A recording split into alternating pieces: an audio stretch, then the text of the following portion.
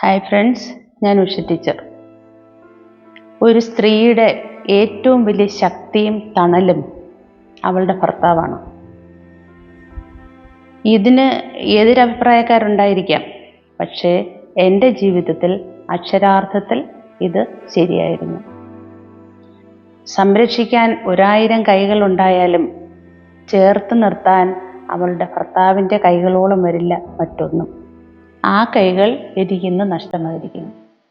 ഭാര്യയ്ക്കായാലും ഭർത്താവിനായാലും അങ്ങോട്ടും ഇങ്ങോട്ടും ആലോചിക്കാവുന്ന കാര്യം ഇത്രയേ ഉള്ളൂ. കോടിക്കണക്കിന് ആളുകൾക്കിടയിൽ നിന്ന് നമ്മുടെ ജീവിതത്തിലേക്ക് വന്ന ആൾ, പിശുക്കില്ലാതെ സ്നേഹവും ആശ്വാസവും തന്ന ആൾ ഒടുക്കത്തെ ശ്വാസത്തിലും അരികിലുണ്ടാകണേ എന്ന് കൊതിക്കും. എന്തിനാണെന്നറിയാമോ? ഒടുവിലായി അകത്തേക്കെടുക്കും ശ്വാസക്കണികയിലും നിന്റെ ഗന്ധമുണ്ടാകുവാൻ.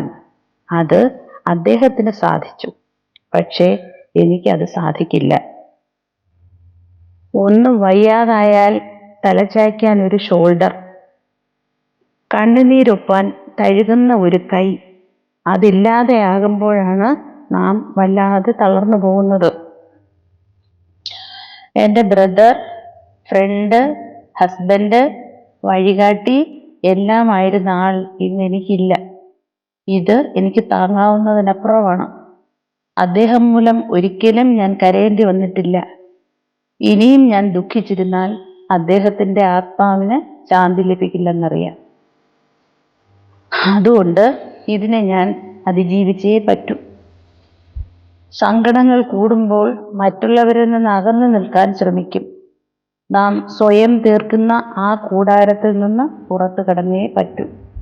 അതിന് ഞാൻ തന്നെ ശ്രമിക്കണം.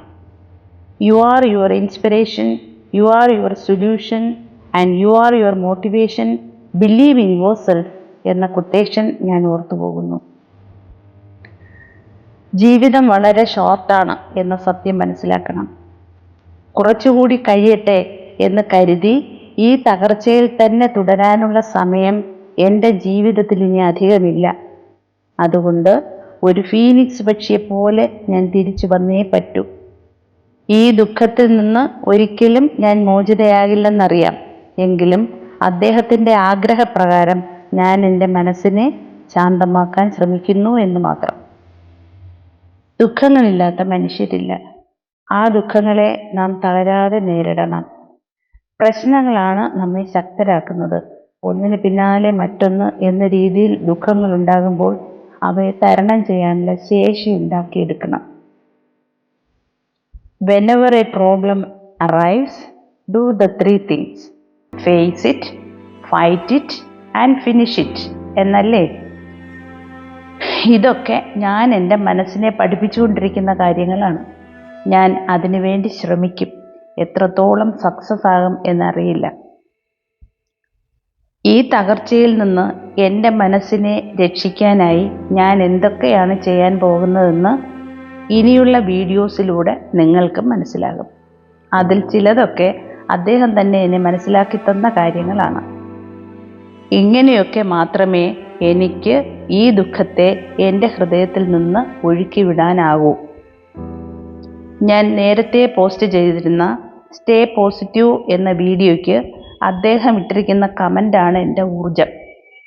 ഈ വിഷമഘട്ടത്തിൽ എന്നെ ആശ്വസിപ്പിച്ച എല്ലാവർക്കും ഞാൻ എൻ്റെ നന്ദി അറിയിച്ചു കൊള്ളുന്നു. God bless you and thank you.